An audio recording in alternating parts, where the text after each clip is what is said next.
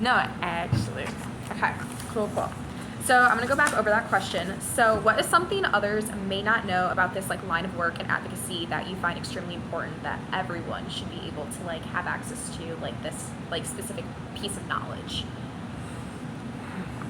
Well, that everyone should understand the different components of trafficking.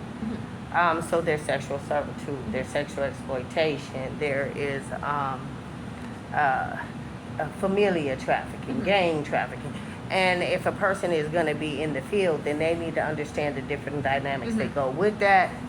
Also, understanding the survivor component of it. So, in every recovery process, there is a survivor component. So, when you come into a place like this is a community center for drug recovery. Yeah. Most of the people that are in here, right? Yeah. From the head to the front door, are in recovery. Yeah. And so survivors need to have that same type of component, as well as case managers, therapists, and those sort of things. No, absolutely. What does communal healing mean to you? Well, communal healing for me was everything. You know, I mean, if you have somebody who has not encountered, being able to live a different way from the way that they were raised, it's very hard for them to grasp the concept without having other people around them who have experienced that same thing and gotten through it. And when you're in a communal living space, everybody there is working towards the same goal. And so it's not so much, even if you're not in a place where people actually judge you, your mind is going to say that they're judging you because they don't understand and have not experienced what you have.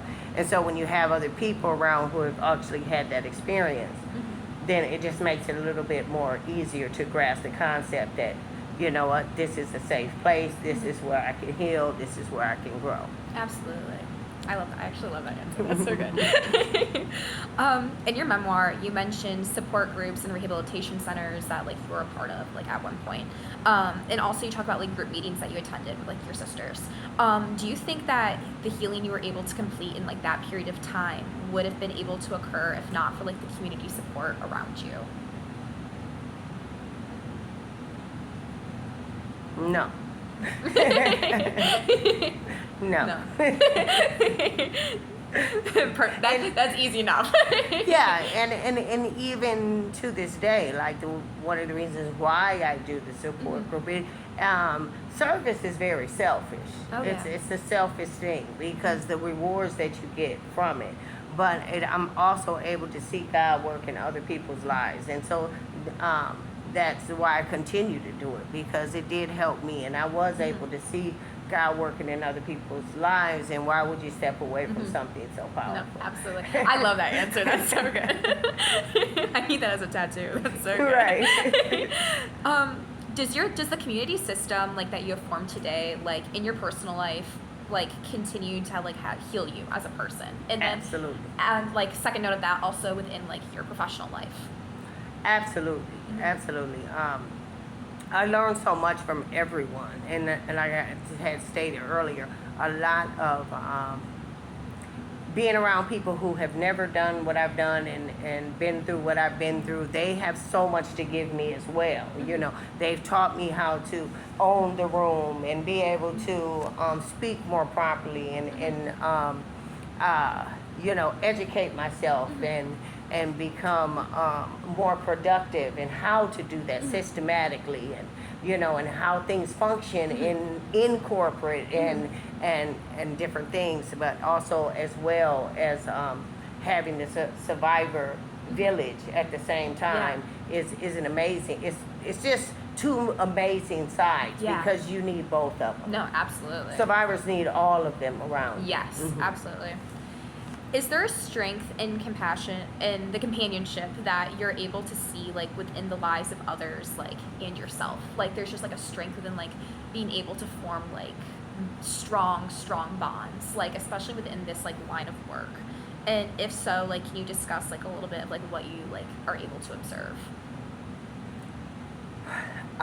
Well, that's kind of a catch-22. Like you have to love and you have to be care and concern and have empathy and love what you do. At the same time, you still have to separate yourself. So Yeah. yes, I build relationships and strong bonds with women that last for years, but I am very calculated about Yeah. how I do it. You know Yeah. what I mean? And because I have been in this profession, 20 years, you still have to have ethics Yes. and code of conduct Mhm. and understanding boundaries and things Yeah. of that nature. And so that's one of the things that we make all the ladies go through in the Survivor Council is that they Gotcha. have to become a recovery coach. They have to have ethics. They have to have Gotcha. code of conduct before they can be leaders in the community Okay. and help people with services. All right, gotcha. Mhm. That's perfect. And students too. Yes. Yeah, because it's just important to have all those different types of concepts. Because what I find in some organizations you go into, you have the therapist, the case manager, the director, and Yeah. things, but they don't have any concept of recovery. And so if I don't have any concept of recovery, then how do I walk someone through recovery? Yeah. So it's a little challenging. So it's good to have survivor leaders who have walked through the process and been on the other side to actually come alongside them. Yeah. And because then it makes it the whole component. Gotcha. Mhm. I've got 3 more questions. And Okay. so the workshops that you conduct like outside of just like the council itself, do you think one of your main goals is more so to educate like those that are coming in or to provide more of a safe space? Or is it both? Or neither? Well, it's more than that because it is introducing leadership and education and helping them figure out what their plan is. Yeah. And helping them walk through it, whatever it is, even if it's just I want to be the greatest grandma of all time, and I want to, lead the bingo night. Yeah. I'm going to walk them through that process. Yes. We're going to find a bingo place, and the best part. Yes. And, you know what I mean? All of that Absolutely. stuff. And so it's just really about finding their passion. There was a second part to that question. What was the other part? I was just saying, like, is it like the main just goal to like educate, provide a safe space, or is it both or neither? It's to educate, to provide a safe space, and we service. Yeah. I don't just educate and provide a safe space. I'm educating them and providing a safe space so that they can be serviced and they can learn if they choose to, whether it's students or survivor leaders that come through the council, Yeah. if they choose to become leaders and want to help other survivors, that they can do it effectively. Okay. And they can be join an organization and be an asset to any organization that they go to. Perfect. Yes. Do you see yourself doing something not so community oriented in the future, like career wise, at some point, like retiring or wanting to do like something different? Do you see yourself doing anything like that? No. No, I don't see myself doing that. I see myself continuing to build on what I'm doing, and maybe at some point I will have other survivors step into my shoes and Yeah. be able to step back. That is the vision. Yeah, absolutely. Gotcha. Yes.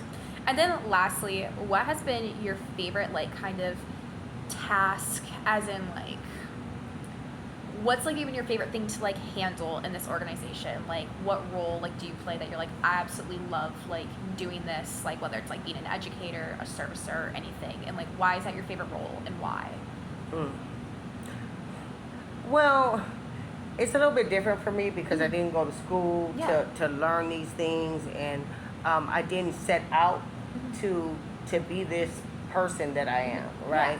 And so all of it is very exciting, and all of it is very what I love to do. And I've been so blessed and to be able to have God put me in a place where everything that I do is amazing, and I love it, and it just gives me life. Yeah, So absolutely. I wouldn't choose one over the other because I love doing all of them. I love being a service and helping women and watching them blossom into beautiful flowers. And I also love teaching and helping people see beyond the box or the bubble Yeah. that they Absolutely. right. Yeah. So yeah, I like it all. And then I love creating safe spaces. So giving the youth, the younger survivors and students who are coming behind us a space to be able to create curriculum and be able to give back in a sense of empowerment, education, and prevention. So it's not something I can choose. Sorry. No, I love the answer, so it's all good. But yeah, those were all the questions that I had composed. If there's anything additional that you want to add, about anything, whether it's community based or just anything that you feel you want to throw in there. No, I think we got through most of it. You are working with what's that? Wayne State University. No, I'm at MSU. MSU. Yes. And what's your name again? Annie. Annie. This is Annie, guys. Hey. She's one of the students, and she's going to be joining the council, and we're going to have an amazing time. So it was great talking with you. Yes, and it's great talking with you we're getting too. ready to have a council meeting, so we're going to say bye for now. Bye. Bye.